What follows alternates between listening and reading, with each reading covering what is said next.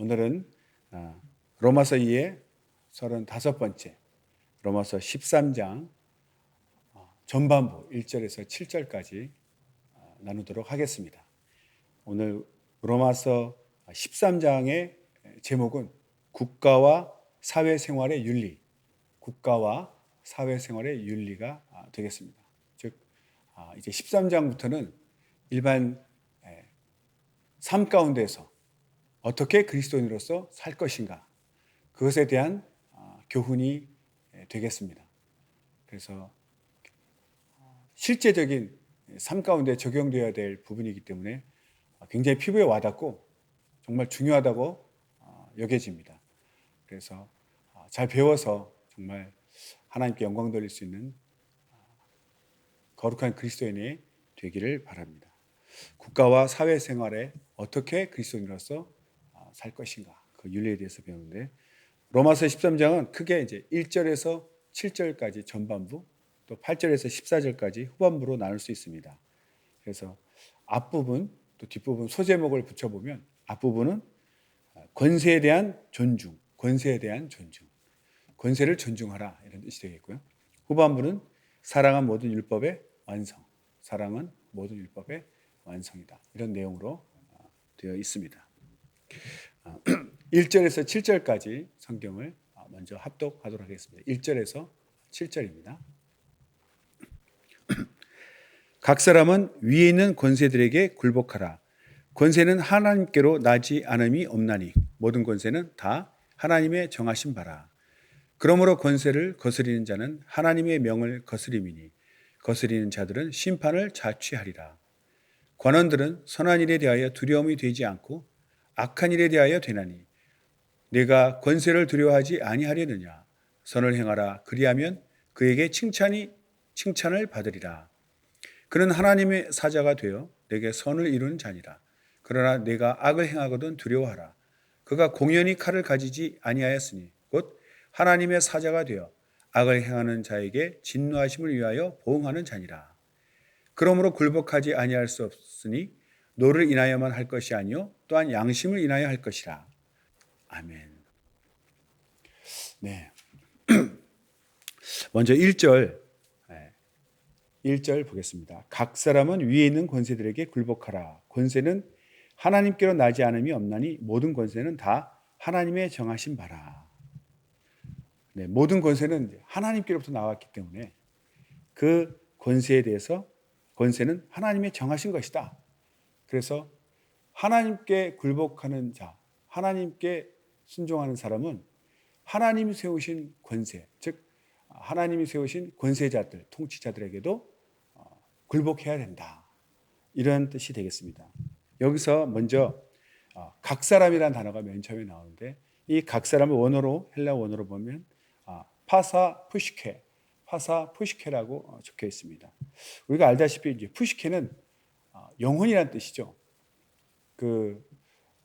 그래서 직역하면은 모든 영혼, 이런 뜻이 됩니다. 그런데 왜 각 사람이라고 번역했는가 하면, 파사 푸시케가 모든 사람, 개개인을 표현하는 이제 구약적인 용법입니다. 구약 용법의 모든 사람을 가리킬 때 파사 푸시케라는 표현을 합니다. 그러니까 이때 이 푸시케는 그 몸의 반대, 몸에 구분되는 그 영혼의 의미의 푸시케가 아니라 각 사람을 의미하는, 인격체를 의미하는 푸시케로 사용되었습니다. 그리고 이제 위에 있는 권세들에게 굴복하라. 이 위에 있는 권세 할 때 이것을 세상에 속한 권세까지 볼 것이냐, 더 이상의 영적인 권세까지 볼 것이냐 할 때, 이 내용 자체가 이 땅의 삶에 대해서 말하고 있기 때문에 국가의 정치적 권세, 또 인간 통치자들의 권세, 이렇게 이 땅에 속한 권세로 우리가 이해를 합니다. 좀 더 구체적으로 얘기하면 사도 바울이 살고 있던 그 로마 제국 시대, 로마 제국의 권력에 대해서 지금 말하고 있는 것입니다. 거기에 대해 이제 굴복하라, 이런 말이 있습니다.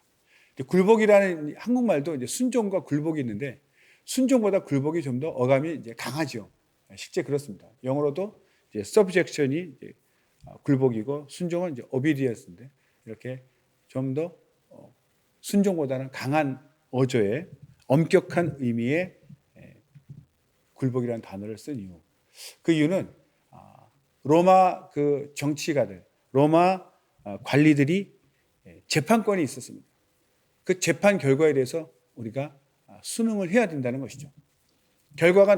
재판이 나오는데 그것을 이렇게 부인하거나 그러면 이제 사회에서 도태되거나 더 큰 벌을 받겠죠. 그래서 법에 의한 재판권에 우리가 항상 예속되어 있기 때문에 순종하는, 굴복하는 그런 마음 자세가 있어야 된다는 것이죠. 비록 그리스도인이라 할지라도 하나님을 믿는다고 해서 세상 같은 법을 무시하거나 그렇게 인정하지 않는 그런 태도는 잘못된 것이라는 뜻이 되겠습니다. 뒤에 나오는 이제 권세는 하나님께로 나지 않음이 없나니 모든 권세는 다 하나님의 정하신 바라. 예, 그렇습니다. 그런데 이제 앞에 나오는 권세는 대표 단수형으로 쓰여져 있고 뒤에 나오는 모든 권세할 때 권세는 이제 복수형으로 써져 있는데 어떤 의미의 차이가 있는가 살펴보면 앞에 나오는 이제 대표 단수형 그 권세는 세상의 인간적 질서를 세우고 유지하는 것은 하나님이 세운 일반 원칙이다. 일반 원칙적인 그런 권세이고 뒤에 나온 모든 권세들은 개개의 구체적인 권력이 모두 하나님의 경륜에 의한 것이다. 하나님이 다 정하신 것이다. 이런 것을 좀 구체적으로 표현하고 있습니다. 그래서 세상 모든 권세가 이 권세라는 의미, 이 권세라는 것이 어떻게 나왔느냐면 하나님이 만드신 것이라는 거죠. 그래서 하나님 안에 원래 모든 권세와 권위의 모체, 근원 되시는 분은 하나님이시죠. 그래서 그 하나님으로부터 권세가 나왔기 때문에 이 국가의 권세들에게도 우리가 굴복하는 이유는 그 권세를 만드신 분이 하나님이시고 우리가 하나님께 굴복하기 때문에 그가 세우신 자들, 그가 주신 권세에 대해서도 우리는 당연히 굴복을 해야 되는 것입니다. 그런데 만약 이 굴복하라, 모든 권세들에게 굴복하라 이 말을 이제 문자적으로 해석해서 그냥 너무나 그 말, 그 의미 그대로 어떤 시대와 공간, 시간을 초월해서 마치 불변의 진리처럼 이것을 또 적용하면 문제가 발생할 수 있습니다. 이것은 하나의 어떤 진리처럼. 물론 시대와 공간을 초월해서 변치 않는 진리가 있지요. 예수님이 하나님의 아들이시고 그가 우리 위하여 죽으시고 부활하신 그 사건은 정말 모든 시대, 모든 민족에게 변치 않는 진리입니다. 그러나 성경 안에 기록된 내용들 중에 그 시대에 또 그 환경에 그 글을 쓴 목적이 있습니다. 그것을 제대로 이해하지 않고 그냥 문자적으로 이것을 따다가 아무데나 똑같이 적용하면 큰 문제가 있는 거죠. 다시 말하면 신앙인, 그리스도인, 이 신앙인과 국가 권력의 관계에 문제가 생길 수 있는데 뭐냐면 이 국가 권세라는 것은 사랑과 정의라는 하나님의 계율에 순응하는, 합당해야 되는데 이것이 초월되어서 독재를 한다거나 권력자가 사람을 마구 이제 해야 한다거나 이럴 때도 이 말을 그대로 적용해서 무조건 시키는 대로 굴복해야 되는가? 그렇지 않다는 거죠. 예전에도 일제시대 때 신사참배를 하라고 그 국가 일본 천황과 권력자들이 그렇게 강요했습니다. 그때 해석할 때 무조건 권력자들에게 굴복하라 했으니 굴복해야 된다. 이렇게 나온 사람들도 있고 이것은 우상숭배다 해서 굴복하지 않고 순교를 당한 사람들도 있었습니다.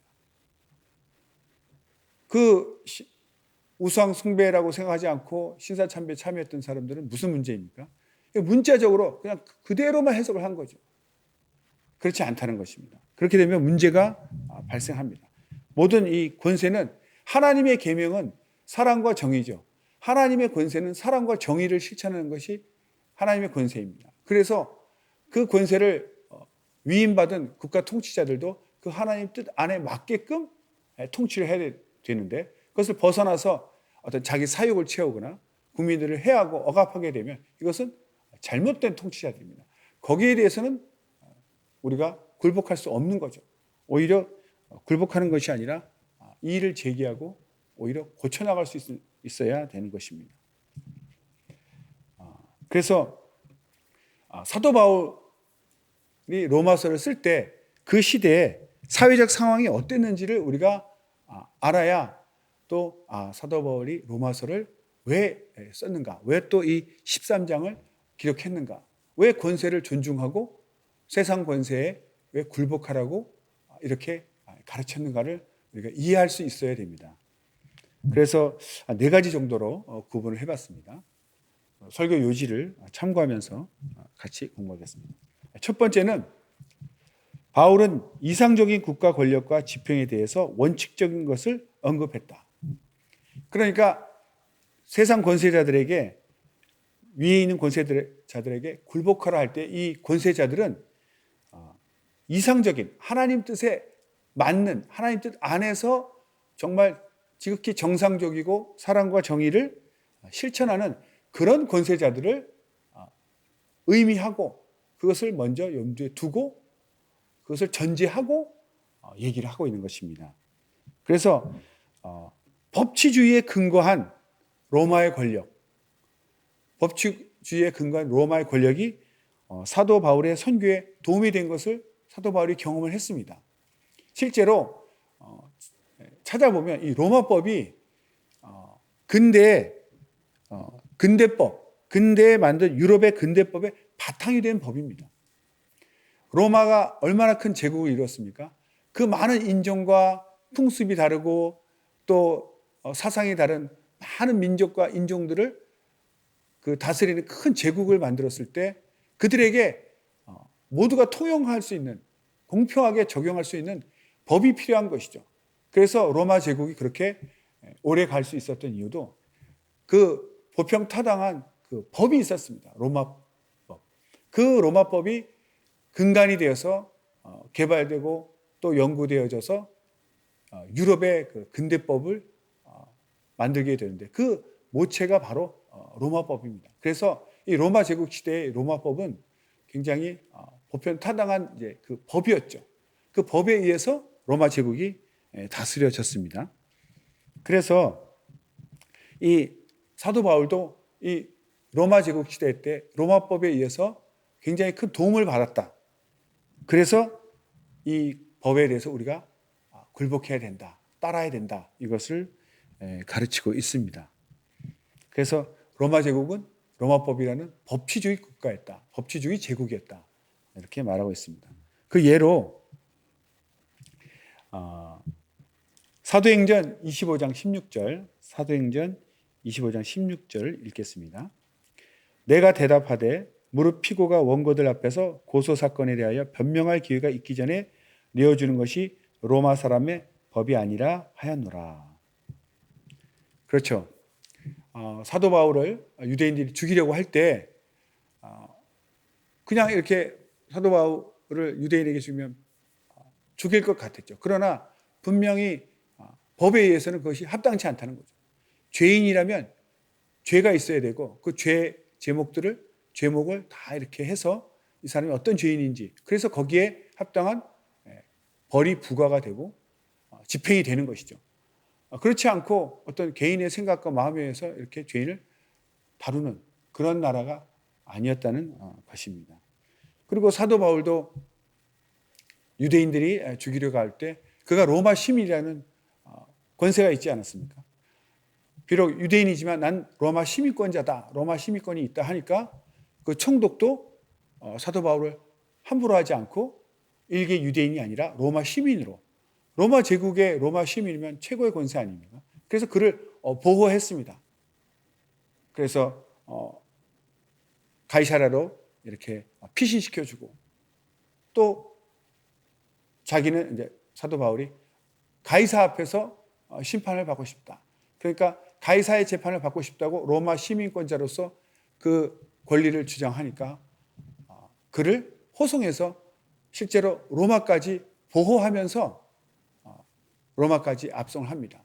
그래서 로마에 도착했을 때 바로 재판받는 것이 아니고 또 순서가 이제 있고 기다려야 되겠죠. 그러니까 2년 동안 로마에서 가택연금 상태였지만 찾아오는 사람을 만날 수 있었기 때문에 찾아오는 사람들에게 복음을 전할 수 있었습니다. 그 성경에 보면 셋집에서 사람들에게 계속 복음을 전파했는데 2년 동안 많은 복음을 전했죠.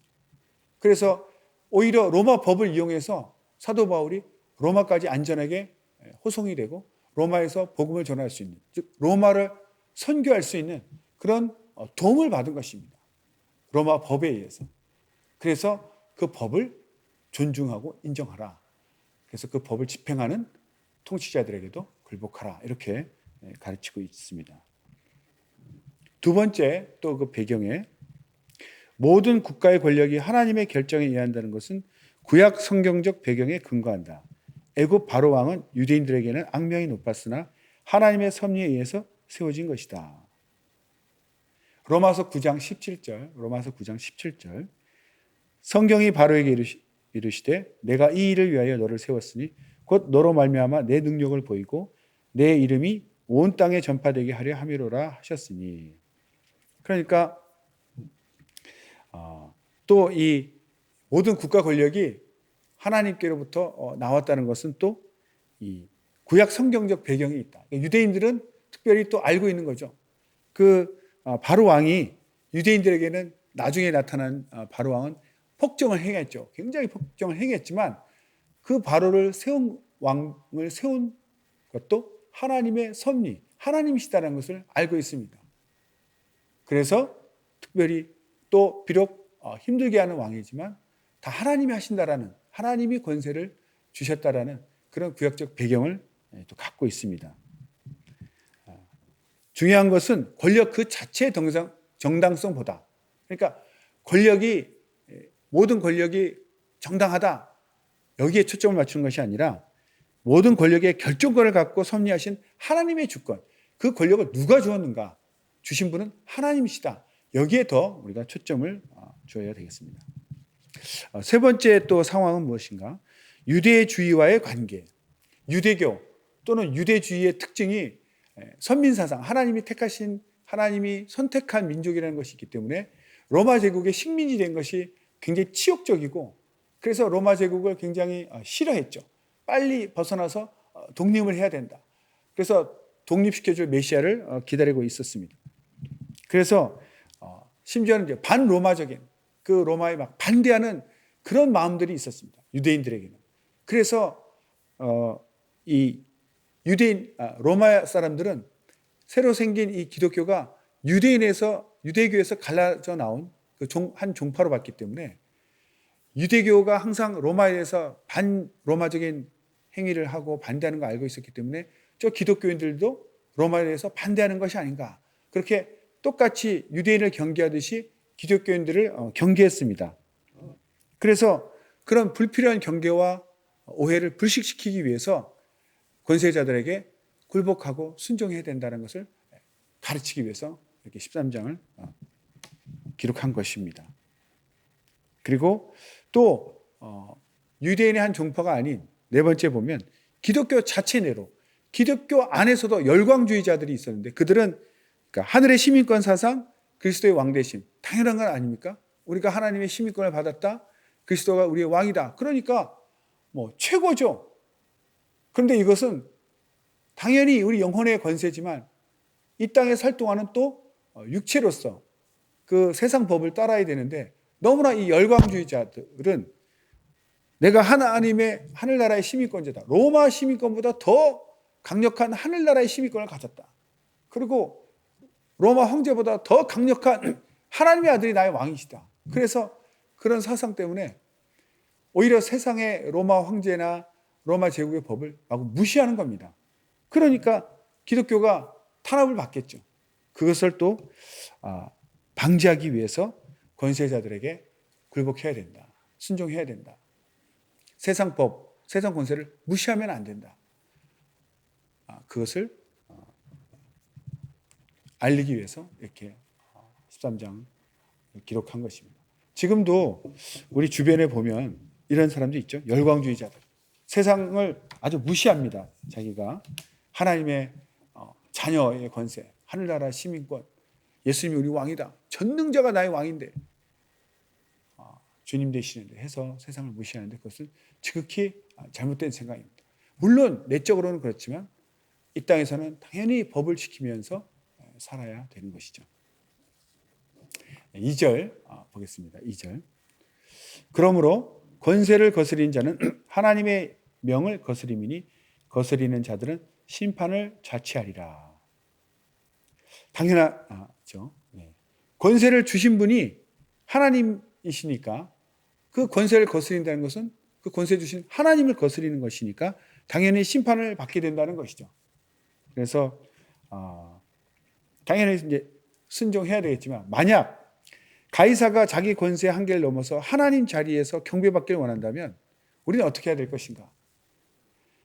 인간과 하나님 사이에서 권세자가 하나님 자리에 앉을 때 하나님처럼 신적 권위를 가지려 하고 숭배받기를 원할 때 우리는 어떻게 해야 되는가? 당연히 하나님에 대한 순종을 택해야죠. 그러니까 신사 참배도 그 신사 참배하는 것이 신적인 권위를 부여하는 것 아닙니까? 거기가 다 전범들과 그 인간의 어떤 죽은 자들을 섬기는 곳인데 거기에 신적 권위를 부여하니까 이건 하나님 자리를 차지하는 것이고 당연히 배격하고 순종하지 않아야 되는 것임에도 불구하고 두려움 때문에 굴복하고 말하죠. 그건 잘못된 굴복인 거죠. 그래서 항상 그 본문을 시대와 공간을 초월해서 다시 한번 말씀드리지만 불변의 진리다 이렇게 잘못 해석하면 큰 오류가 생깁니다. 그래서 성경 내용 중에 변치 않는 내용이 있고 그 시대 그 상황에만 맞는 그런 것은 시대가 바뀔 때 또 재해석이 필요한 그런 부분도 있다는 것입니다. 그렇지 않으면 정말 신사참배처럼 또 그 국가 정권, 변질된 국가 체제 또 국가 권력에 대해서 정당성을 부여하는 잘못된 것이 있습니다. 실제로 독재 국가들에게 그것을 인정하는 것은 잘못된 것이죠. 지금 이 시대에도 이제 러시아와 우크라이나 전쟁이 있는데 그 많은 종교 지도자들은 꼭 기독교가 아니더라도 이 전쟁은 잘못된 것이다 이렇게 하고 있는데 러시아 정교의 그 대주교가 오히려 그 푸틴 대통령에게 정당성을 부여하고 오히려 이것은 성전이다 이렇게 말함으로써 그 안에서도 막 내분이 일어나고 잘못됐다 해서 막 분열이 일어나고 있는 소식을 우리가 듣고 있지 않습니까? 그래서 이런 모든 권세도 하나님의 법, 하나님의 테두리, 사랑과 정의라는 그 하나님의 뜻을 실천하는 것을 위임받은 그 한도 내에서 권세를 사용할 때 정당성이 있고 우리도 거기에 대해서는 순종해야 됩니다. 굴복해야 되지만 그렇지 않을 때는 마땅히 그 벗어났을 때는 저항해야 되고 요구할 수 있어야 됩니다. 실제로 2차 대전 때 나치가 세계대전을 일으켜서 많은 사람들을 죽였습니다. 특히 유태인 그 집시 이렇게 대학살이 있었죠. 홀로코스트라는 대학살이 있었습니다. 그럴 때 그 히틀러, 그 모든 전쟁의 주범이 히틀러인데 그 히틀러를 그냥 두고 볼 수 없다. 본 회퍼라는 독일 목사님은 오히려 히틀러를 암살해야 된다고 그 암살 계획을 짜고 실행에 옮기다가 발각이 되어서 사형을 당해서 순교한 목사님입니다. 본 회퍼 목사님 유명하죠. 그가 했던 유명한 말이 있습니다. 어떤 운전자가 사람이 가득 찬 버스를 몰고 가고 있는데 그 운전자가 미쳐서 운전을 막 위험하게 한다면 많은 사람을 살리기 위해서 그 운전자를 끌어내려야 되지 않겠는가. 그런 말을 하면서 히틀러를 제거해야 된다고 말했습니다. 왜냐하면 그런 것을 하지 않으면 모든 권세에 무조건 순종하면 그 잘못된 전쟁에 동참을 해야 되는 그런 죄를 짓는 일에 동참하는 큰 죄를 짓게 되는 것이죠. 그래서 잘못된 것, 하나님 뜻에 벗어난 경우에는 당연히 수정을 요구할 수 있어야 되는 것입니다. 성경에도 예가 나와 있습니다. 성경 예를 찾아보겠습니다. 사도행전 4장 19절 베드로와 요한이 대답하여 가로되 하나님 앞에서 너희 말 듣는 것이 하나님 말씀 듣는 것보다 옳은가 판단하라. 또 사도행전 5장 29절 베드로와 사도들이 대답하여 가로되 사람보다 하나님을 순종하는 것이 마땅하니라. 그렇죠. 또 예수님께서도 말씀하셨습니다. 마태복음 10장 28절 몸은 죽여도 영혼은 능히 죽이지 못하는 자들을 두려워하지 말고 오직 몸과 영혼을 능히 지옥에 멸하시는 자를 두려워하라. 즉 잘못된 사람을 따르는 것이 아니라 하나님을 두려워하고 하나님의 법을 먼저 따라야 된다. 이렇게 말하고 있습니다. 3절 보겠습니다. 3절 관원들은 선한 일에 대하여 두려움이 되지 않고 악한 일에 대하여 되나니 내가 권세를 두려워하지 아니하려느냐. 선을 행하라. 그리하면 그에게 칭찬을 받으리라. 여기서 이제 관원들은 이제 공동 번역에 좀 더 이렇게 정확한 표현이 있는데 통치자들이라고 이제 번역되어 있습니다. 관원들, 통치자들이죠. 이 통치자들은 특정한 대상이 아니라 일반적인 통치자들을 말하고 있습니다. 일반적인 통치 세력. 그리고 이제 선한 일, 악한 일 이렇게 나와 있는데 좀 더 자세하게 정확하게 번역한 것은 악한 일은 이제 악을 행하는 자, 선한 일은 선을 행하는 사람들. 그러니까 이제 통치자들은 선한 일을 행하는 자들에게는 두려움이 되지 않고 악한 일을 행하는 자들에게 대하여는 두려움이 되나니 이런 뜻이 되겠죠. 그렇습니다. 그래서 이 권세는 선을 보장하고 악을 규제하는 것이어야 된다. 권세라는 것이 선을 보호하고 악을 규제해야지 반대가 되면 이건 잘못된 권세죠. 그거에 대해서는 저항을 할 수 있고 해야 된다는 뜻입니다. 그래서 사도 바울은 로마 제국 시대 때 로마법에 많은 도움을 받았고 그 로마법을 이용해서 보호받고 선교까지 할 수 있었습니다. 그래서 로마법에 의한 통치 또는 법에 의한 질서 유지가 여러 차례 도움을 받았다. 그렇습니다. 그래서 권력은 기본적으로 사람의 정신과 육체에 타격을 주죠. 가두기도 하고 신문을 하기도 하고 어떤 집행을 합니다.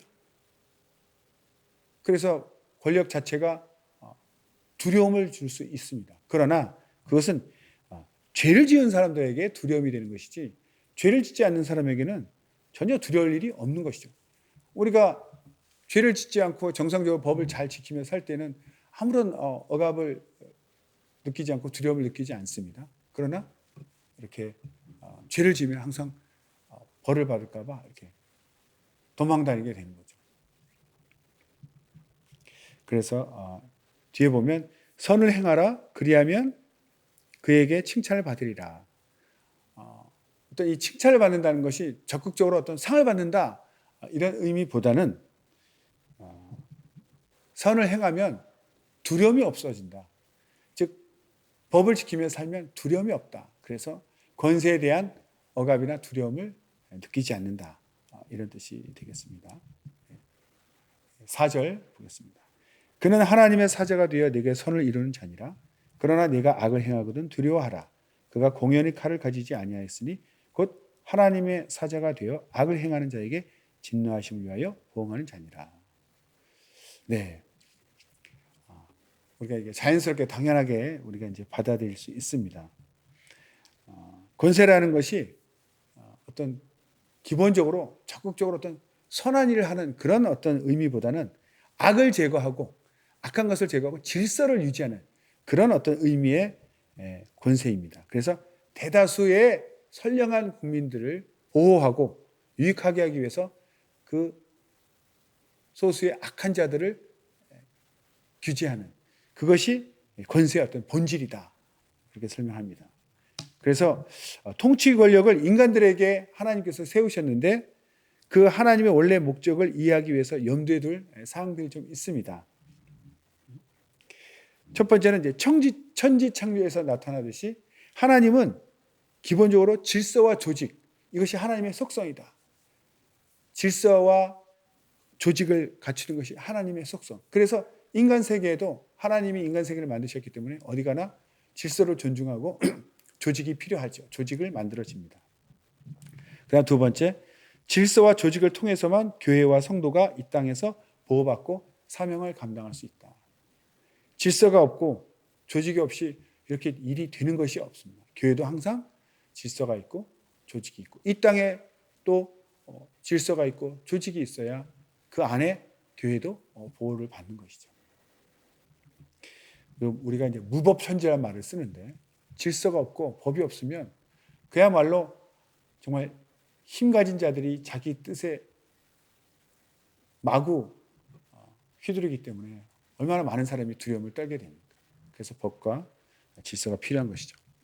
그리고 국가의 통치권은 하나님의 법의 범위 안에 있을 때 그 권세가 신적 권위를 가진다. 신적 기원을 가진다. 이 말은 이 권세가 하나님께로부터 나왔기 때문에 무슨 절대적이다. 꼭 무조건 굴복해야 된다. 이런 뜻이 아니라 하나님의 속성 자체가 사랑과 정의, 법과 질서를 존중하기 때문에 즉 세상 통치자들도 국가의 통치권도 그 하나님의 속성을 따르는 법이어야 된다. 질서를 세우고 하나님의 사랑과 그 정의를 실천하는 그런 법일 때 국가의 통치권이 하나님께로부터 나왔다는 그런 정당성을 가지게 된다는 뜻입니다. 중간에 칼이라는 단어가 나오는데 공연히 칼을 가지지 아니하였으니 이 칼은 헬라어로 마카이라라고 합니다. 로마의 단검인데 시민을 이제 사형시킬 때 쓰는 아주 무시무시한 그런 단검입니다. 그런데 여기서는 어떤 그런 무시무시한 단검 이런 의미보다는 총체적으로 죄인에게 형벌을 부과하고 집행할 수 있는 권세의 총체적인 의미로서 그 힘을 상징한다. 칼이라는 단어로 상징하는 것이죠. 죄인에게 형벌을 부과하고 그걸 집행하는 그런 권세, 그런 권세의 총체적인 힘을 상징한다. 그래서 통치자는 하나님의 진노를 대행하는 자로서 선을 추구하고 악을 제거하는 막중한 책임을 충실히 수행하는 한계 안에서 그에게 주어진 칼을 사용해야 합니다.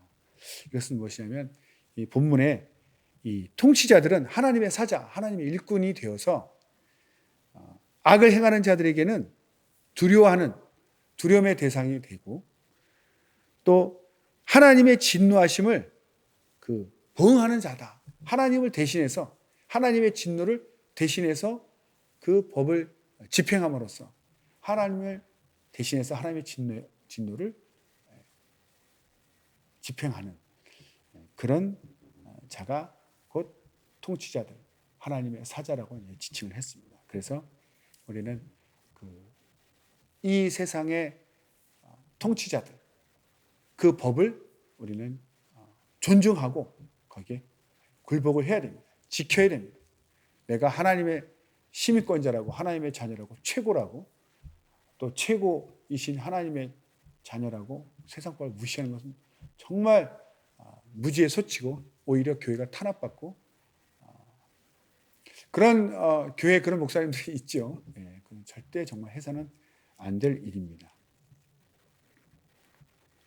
그래서 세상법도 존중하고 질서를 잘 지켜서 물론 그 법이 하나님 뜻 안에서 올바른 이상적이고 정상적인 권력, 통치자들 그런 전제하에 말하는 것입니다. 오히려 통치자들이 하나님을 거스리고 하나님 자리에 앉거나 잘못됐을 때는 당연히 우리는 저항할 수 있어야 됩니다. 그래서 기본적으로 정상적인 국가 권력이나 통치자들 법에 대해서는 존중하고 지켜야 된다는 것을 사도 바울이 말하고 있습니다. 오늘은 여기까지 하고 나머지는 다음 시간에 나누도록 하겠습니다. 기도하겠습니다.